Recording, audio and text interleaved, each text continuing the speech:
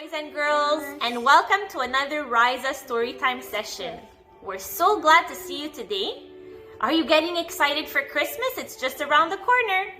The book that we will be reading today is called I Am Jane Goodall, and it's a biographical book about the story and the life of Jane Goodall and chimpanzees.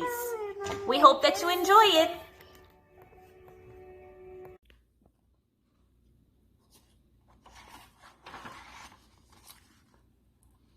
I am Jane Goodall.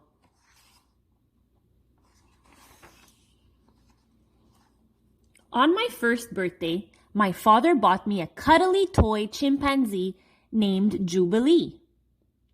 I loved Jubilee. I mean it, loved. I used to carry Jubilee with me everywhere. As I got older, when I'd line up all my toys and play teacher, Jubilee was the one who had his own chair.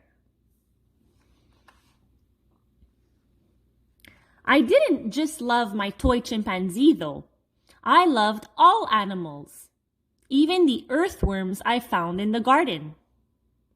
My mom told me the worms would be safer in the garden, so we took them outside and buried them back in their home.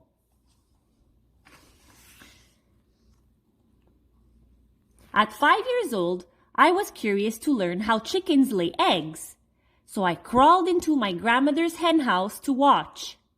At first, all the hens were scared of me. Then I decided to crouch in the corner. If I had moved, the hens would have run away. I was patient though. Finally, after all the hours of waiting, I saw what I was looking for. The hen gave a little wiggle and, plop, there was an egg. It was my first research project.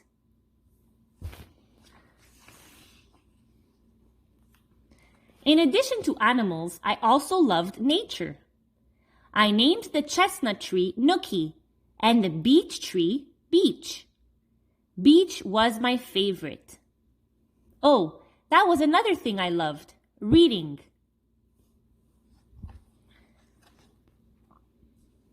Back then, my family didn't have a lot of money. To get books, we went to the library. When I was 7 years old, I got a book that would change my life.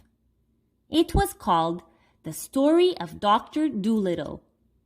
I read it once, then read it again, then read it a third time before it had to go back to the library. It was about a man who could talk to animals.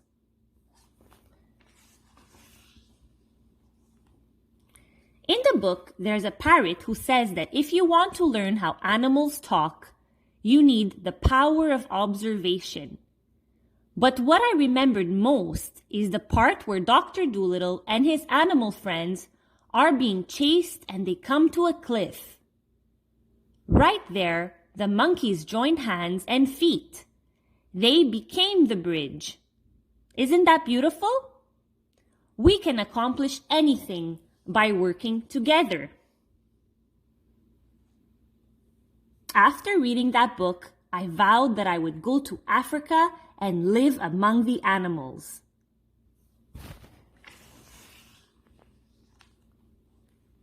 By the time I was 12, I had my own nature group, the Alligator Club. My friends and I raised money to help old horses. We took nature walks and wrote down what we saw, or at least I did. And if you wanted to have a high rank in the club, was I the best student? Not really. On school days, it was hard for me to wake up. I didn't like being indoors. But if we were outside or there were animals around, that's when I'd get excited.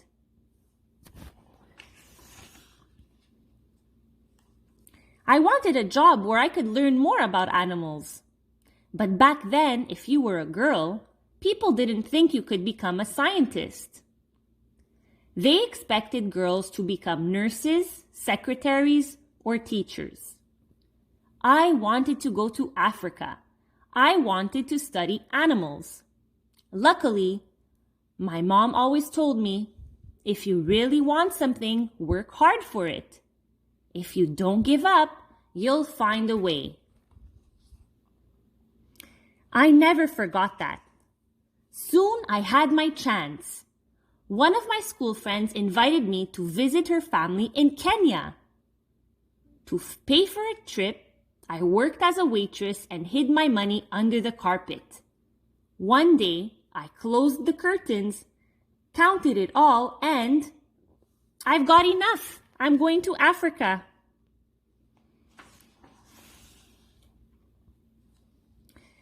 The trip took 21 days by boat. I was 23 years old. It all seemed like a dream until I saw a giraffe who stared directly at me. It had dark eyes, long lashes, a black tongue, and was chewing acacia thorns. I knew my dream was coming alive. Finally, I was in the Africa of Dr. Dolittle.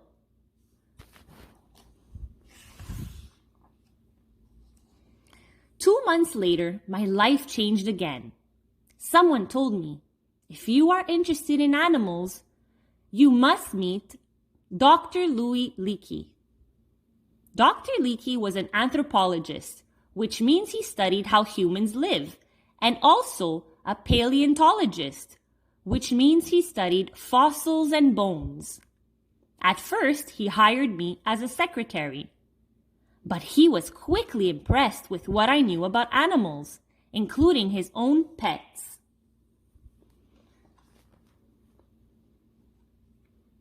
Eventually, Dr. Leakey told me about a new job studying chimpanzees up close. He said going into the forest would be hard. It would be dangerous. But if we could find out how chimps live today, we'd learn more about how our own prehistoric ancestors used to live.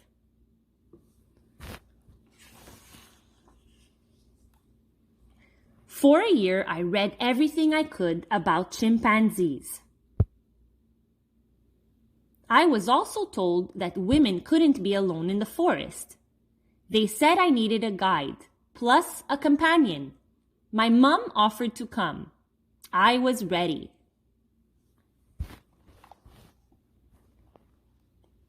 I'll never forget the day, July 16, 1960, the day I first set foot in what is today Gombe National Park in Tanzania, Africa.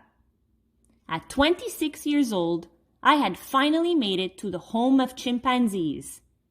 It was a place that would change my life. During one of my first explorations, we saw two chimpanzees eating in a tall tree. They noticed us and ran away. The next day, we didn't see any chimps. There were no chimps the day after that either. For months, I tried to get close, but they kept running away. Then I started going alone, just me. I'd go to a high area called the Peak and look down with my binoculars. In time, I saw that the chimpanzees would hang out in groups of 6 or fewer. The female chimps would be with the children. The male chimps would be with one another. These weren't mindless animals. This was a community. Still, it took nearly a year before I could get within 100 yards of the chimpanzees. One day, I came back to camp and found out one of the male chimpanzees took our food, including your bananas. Fantastic, that means they're not scared of me now. I bet he'll be back tomorrow. The next day, I waited and waited. There were no chimpanzees in sight. Then, at 4 p.m., I heard a rustling noise by my tent. It was the large male chimpanzee with a thick beard. That was the name I gave him, David Greybeard. Back then, people told me there was a certain way to study animals, that I shouldn't give the chimpanzees names, They said animals were supposed to have numbers, not names. Why? They thought animals didn't have personalities or emotions. They thought that if we gave them names, we'd start pretending they were like us. But that's what no one realized. They were like us. That day, David Graybeard took my nuts and my bananas. A month later, he took one from my hand. Even later, out in the forest, he slowly approached me and checked to see if I had a banana in my pocket. It was one of my proudest moments, having the other chimpanzees now understand that I wasn't a threat. I was their friend, and they were mine.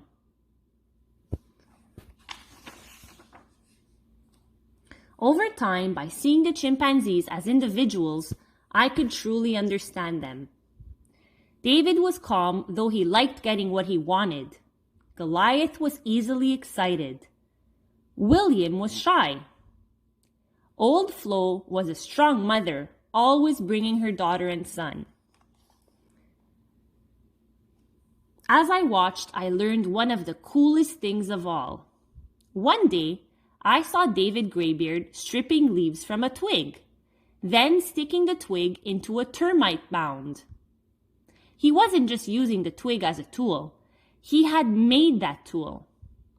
Before that, scientists thought only humans could make tools. There was no doubt now that these animals were intelligent. Every night, I'd write in my journal about what I observed. And every day, I saw the chimpanzees doing the same things we do. Holding hands, tickling, kissing, even patting backs to reassure each other. The more I observed, the more I learned. Soon, I had so much information, I needed a tape recorder. Then I needed an assistant to help observe all the other chimpanzee families in the forest. 6 years later, what started with a notepad and binoculars became a full research center. Now I was the one in charge. Today, thanks to our work in Tanzania, the whole world knows that animals have their own personalities and complex relationships. In my life, people told me there was a certain way to do things, a certain way to study animals, a certain way that girls should behave. They told me to follow the rules. Instead, I followed my gut. In your life, it will be easy to see how others are different from you. But there's so much more to gain if you instead see how alike we all are. All of us, all living things, share so much. We have so many things in common. When we realize that and look out for each other, that's the most beautiful way to live together. Today, Dr. Goodall's work has grown, reminding people everywhere that we all shape this earth every day. When we protect the planet, we protect each other. Even now, along with the Jane Goodall Institute, she's working to save endangered species, including her beloved chimpanzees, while also taking care of our environment. With more than 150,000 groups of young people in 130 plus countries, the Roots and Shoots Network connects youth of all ages who share a desire to create a better world. Give them a call. You can be an environmentalist too. Want to work with animals one day? Watch your favorite animals and see what they do. Make notes. Read books about them. They're so much like us. I am Jane Goodall, and I see so much that we have in common. Watch, observe, be patient. It'll teach you this. We don't own this earth, we share it. Listen to the feelings in your heart. We are responsible for the animals around us. We must take care of them. When one of us is in trouble, be it human, creature, or nature itself, we must reach out and help. When we do, we build a bridge that will carry all of us. Have a nice day, boys and girls. For me.